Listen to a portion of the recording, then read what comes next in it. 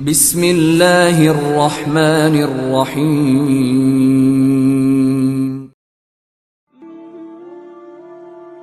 حضرت صالح علیہ السلام اللہ تعالیٰ کے بھیجے ہوئے انبیاء میں سے ایک برگزیدہ نبی تھے۔ اللہ تعالیٰ نے آپ کا ذکر قرآن مجید میں 8 مقامات پر فرمایا ہے۔ آپ کو اللہ تعالیٰ نے قوم سمود کی طرف نبی بنا کر بھیجا۔ جب حضرت صالح علیہ السلام نے اپنی قوم کو دعوت توحید پیش کی تو قوم نے اسے ماننے سے انکار کر دیا اور کہنے لگے، اگر تم واقعی اللہ کے سچے نبی ہو تو اللہ تعالیٰ سے کہو کہ بطور نشانی اللہ تعالیٰ اس پہاڑ سے 10 ماہ کی اونٹنی نکالے اور وہ باہر نکلتے ہی بچہ پیدا کرے۔ تو آپ علیہ السلام نے قوم سے پختہ ایمان لانے کا عہد کروایا کہ اگر یہ میں معجزہ دکھا دوں تو پھر تم ایمان لاؤ گے؟ تو وہ کہنے لگے ہم ایمان لے آئیں گے۔ نماز پڑھ کر اللہ تعالیٰ سے حضرت صالح علیہ السلام نے دعا مانگی کہ وہ ان لوگوں کے مطالبے کے مطابق ان کو معجزہ دکھائے، ان کو پہاڑ سے اونٹنی نکال دے۔ چنانچہ اللہ تعالیٰ نے حضرت صالح علیہ السلام کی دعا قبول فرما لی۔ پہاڑ کی ایک چٹان پھٹی اور اس میں سے ایک بہت بڑی حاملہ اونٹنی نکل آئی، جس نے باہر نکل کر قوم کے سامنے بچے کو جنم دیا۔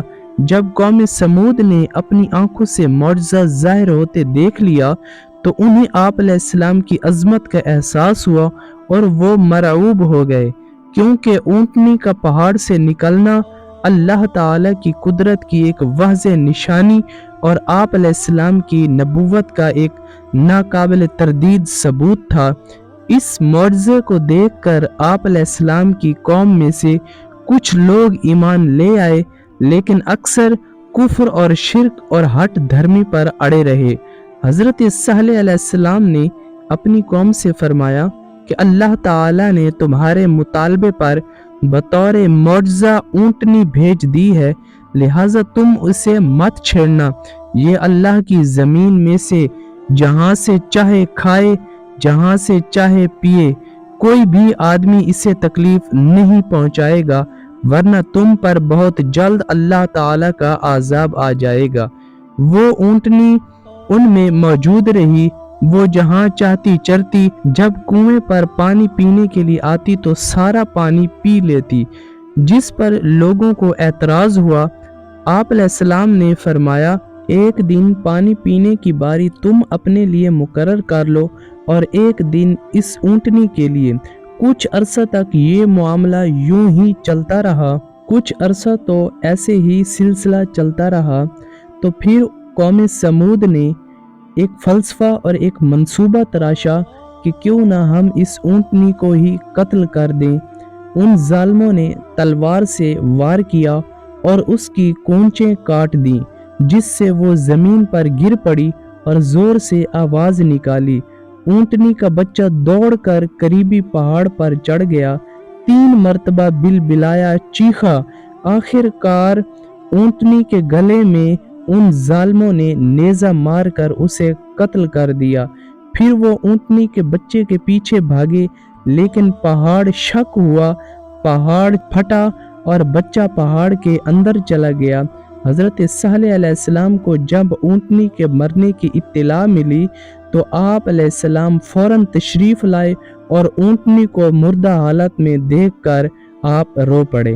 پھر حضرت صالح علیہ السلام نے اپنی قوم سے مخاطب ہو کر کہا کہ اب تمہیں 3 دن کی مہلت ہے، تم اپنے انجام کا انتظار کرو۔ کل تمہارے چہرے زرد، پرسوں سرخ اور تیسرے دن کالے ہو جائیں گے۔ اور پھر جیسے حضرت صالح علیہ السلام نے پیشن گوئی کی، اسی کے مطابق اللہ تعالیٰ نے قوم سمود پر ایک عذاب مسلط کیا کہ آسمان کی طرف سے ایک ہیبت ناک چیخ مسلط کر دی، زمین میں زلزلہ برپا کیا، جس سے تمام کفار کے جسموں پر کپ کپی طاری ہو گئی اور وہ اپنے گھروں میں جیسے بیٹھے تھے ویسے ہی بیٹھے بیٹھے بے جان جسموں میں تبدیل ہو گئے۔ صرف وہ لوگ زندہ بچے جو حضرت صالح علیہ السلام کی تعلیمات کے مطابق اور اللہ تعالی پر ایمان لے آئے تھے۔